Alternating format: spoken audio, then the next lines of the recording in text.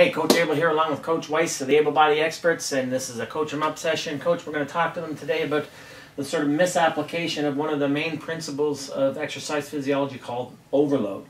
And as you know, the overload principle states as adaptation to stress occurs, greater amounts of stress must be applied in order to accrue further adaptations. The problem with the way the strength industry takes that is they think overload can only be applied.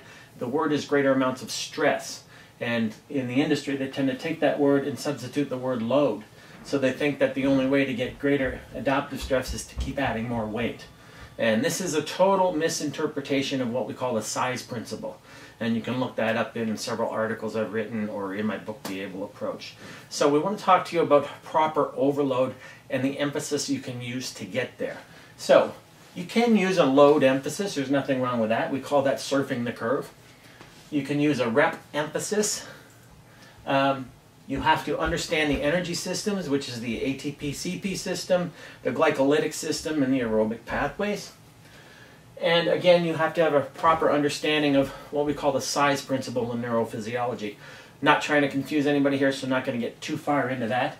And you can also use a volume emphasis. And if you're really good, like the Abel Body Experts, at designing programs, then you can use specific combinations of rep overload or weight overload to accomplish overload through a program, kind of like the things you see in the YouTube clips. So understanding the principle of overload is a little different than the way the industry tends to interpret it, and we call that paradigm blindness. Coach? Yeah, we see that all the time, obviously, where, like you had mentioned, and I believe you went into it a lot in your MP3, The Truth About Training, where people are only concerned with progression is about load. So if if you're adding weight, then you're progressing and you're going to make gains.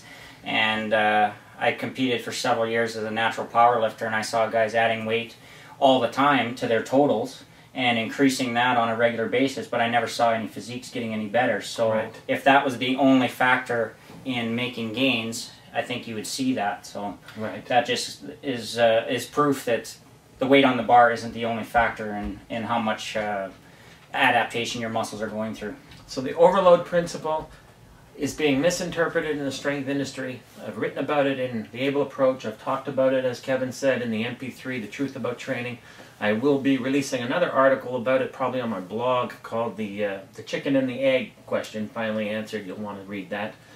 So anyway, understanding the overload principle of exercise physiology as it applies to physique development or enhancement is very important. And this is the real story, and this has been a Coach 'em Up.